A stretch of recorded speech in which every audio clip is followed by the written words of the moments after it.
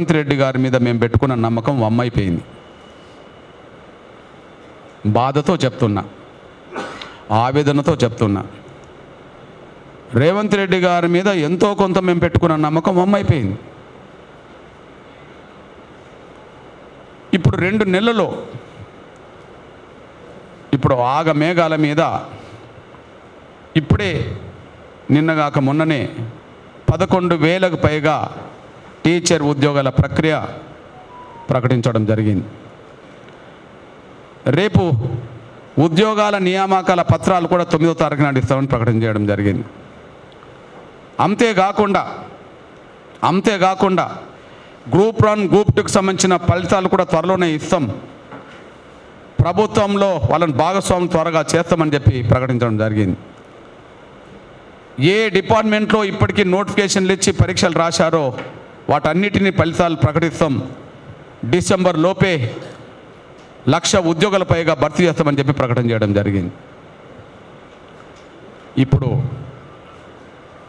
Medical counselling మొదటి list ప్రకటించారు. మొదటి కౌన్సిలింగ్ జరిగింది. దాదాపు 4,000 ఎంబీబీఎస్ సీట్లు భర్తీ అయిపోయినాయి. ఒకవైపు అడ్మిషన్స్ మొదలైనవి, పూర్తి అవుతున్నాయి. 11,000 టీచర్ పోస్టుల భర్తీ ప్రక్రియ ప్రారంభమైంది. గ్రూప్ 1 గ్రూప్ 2కు సంబంధించిన ఫలితాలు ప్రకటిస్తామని మీరే చెప్పారు. ఇవన్నీ శాసనసభలో మీరు మాట్లాడిన మాటలకు విరుద్ధము. ఇవన్నీ మీరు శాసనసభలో మాట్లాడిన మాటలకు విరుద్ధము. ఇప్పుడు ఏ 11,000 టీచర్ పోస్టులు అయితే మీరు భర్తీ చేయడానికి ఆగ మేఘాల మీద ముందుకెళ్తున్నారో, ఏ ఫలితాలు అయితే ప్రకటించారో, ఆగస్టు 1న సుప్రీంకోర్టులో ఏబిసిడి వర్గీకరణలో తీర్పు వచ్చినాక ఆగస్టు 5న కూడా వర్గీకరణకు అనుకూలంగా తీర్పు వచ్చిన తర్వాత కూడా పరీక్షలు రాసిండ్రు. అంటే వర్గీకరణకు అనుకూలంగా తీర్పు వచ్చిన తర్వాత కూడా పరీక్షలు రాశారు. 2 నెలల్లో మీరు ఇవాళ ఫలితాలు ప్రకటించి మీరే అన్నారు ఆగ మేఘాల మీద ఫలితాలను తీసుకొస్తున్నామని చెప్పి. అంత తొందర ఎందుకు? ఇదేమైనా జూన్ మాసమా? విద్యా సంవత్సరం ప్రారంభమైందా? ఇప్పుడు ఇదేమైనా జూలై మాసమా? విద్యా సంవత్సరం ప్రారంభమైన మొదటి నెల అక్టోబర్లో ఉన్నాం. అంటే అతి తొందరగా వేలాది 11,000 టీచర్ పోస్టులు భర్తీ చేయమని చెప్పి ఎవరైనా డిమాండ్ చేశారా? ఎవరైనా పరీక్షలు రాసిన వాళ్ళు వెంటనే మా ఫలితాలు ప్రకటించండి అని చెప్పి ఏమైనా రోడ్డు మీదకి వచ్చారా? షెడ్యూల్ కులాల్లో మెజారిటీ కులమైన మాదిగ బిడ్డలు వర్గీకరణ జరగబోతుంది, మాకు న్యాయం జరగబోతుంది అని చెప్పి ఆశతో ఎదురు చూస్తున్నారు. అంతేగాని వర్గీకరణ లేకుండా టీచర్ ఫలితాలు, ఉద్యోగ ఫలితాలు ప్రకటించమని చెప్పి ఎక్కడ కూడా అక్కడ ప్లీజ్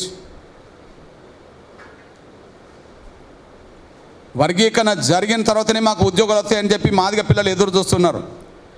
అంటే వర్గీకరణ చేయకుండానే మీరు ఈ ప్రక్రియలన్నీ ముందుకు తీసుకెళ్తున్నారంటే మీరు వర్గీకరణ వ్యతిరేక శక్తుల ఒత్తిడికి తొలగినట్టే. జాతీయ స్థాయిలో మేము ముందే చెప్పాం, జాతీయ కాంగ్రెస్ పార్టీ అధ్యక్షుడు మల్లికార్జున్ ఖర్గే గారు వర్గీకరణ ప్రక్రియను ముందుకు సాగకుండా అడ్డుపడతాడు అని. అక్కడ ఉండబడే సిడబ్ల్యూసి మెంబర్గా ఉండబడే కొప్పుల రాజు దీన్ని అడ్డుపడతాడు అని. అక్కడి నుంచి వేణుగోపాల్ ద్వారా అడ్డుపడే ప్రక్రియను ముఖ్యమంత్రితో మాట్లాడతాడు అని. ముఖ్యమంత్రి వాళ్ళ ఒత్తిడికి తలొగ్గద్దని చెప్పి మేము కోరి వచ్చాం. ఇక్కడ కొంతమంది మాల ఎమ్మెల్యేలకు సంబంధించిన వాళ్ళు వర్గీకరణ ప్రక్రియ ముందుకు సాగకుండా ఎన్ని ప్రయత్నాలు చేశారో వాళ్ళు మాట్లాడిన మాటల్లోనే ఉన్నారు. వాళ్ళు మాట్లాడిన మాటల్లోనే ఒకటి ఉన్నది, ఎస్సీ వర్గీకరణ ప్రక్రియ వేగవంతం కాకుండా మేము ఆపుతున్నాము, ముఖ్యమంత్రి దగ్గరికి వెళ్ళి మీరు స్పీడ్ పెంచొద్దని చెప్పి కోరి వచ్చాము, అందుకనే స్పీడ్ తగ్గిందని చెప్పి మాట్లాడినరు మాల ఎమ్మెల్యేలు. మల్లు రవికి క్లాస్ ఇచ్చొచ్చాము, మీరు అక్కడ ఉన్నది వర్గీకరణకు అనుకూలంగా ఉండొద్దు, వర్గీకరణకు అనుకూలంగా ఉండకుండా వర్గీకరణ జాప్యానికి మాత్రం మీరు పాత్ర పోషించండి అని చెప్పి వచ్చాము. మల్లు రవి కూడా దానికి ఎస్ అన్నాడని చెప్పి వాళ్ళు మాట్లాడినరు. అంటే జాతీయ స్థాయిలో మాల కాంగ్రెస్ పార్టీ పెద్దల పాత్ర, ఇక్కడ మాల ఎమ్మెల్యేలు మాల ఎంపీల పాత్ర ఇక్కడ స్పష్టంగా కనిపిస్తున్నది. వర్గీకరణ ప్రక్రియ ముందుకు సాగకుండా అంటే ఇప్పుడు శాసనసభలో ఇచ్చిన మాట ప్రకారంగా ముఖ్యమంత్రి రేవంత్ రెడ్డి గారు లేరని, పైనుంచి వచ్చిన ఒత్తిడి, ఇక్కడ మాల ఎమ్మెల్యేలు మాల ఎంపీలు తీసుకొచ్చిన ఒత్తిడి వల్లనే వర్గీకరణ లేకుండానే అడ్మిషన్స్ మొదలవుతున్నాయని, వర్గీకరణ లేకుండానే ఉద్యోగాల ప్రక్రియ ముందుకెళ్తుందనే విషయం స్పష్టంగా రుజువు అవుతుంది. అంటే దీన్ని బట్టి రేవంత్ రెడ్డి గారు తను ఇచ్చిన మాట మీద నిలబడే పరిస్థితి లేకుండా పోయిందని, ఇచ్చిన మాట నిలబెట్టుకునే పరిస్థితి ఇప్పుడు ఆయనకు లేదని, ఆయన మాట తప్పాడని మేము భావించాల్సి వస్తుంది.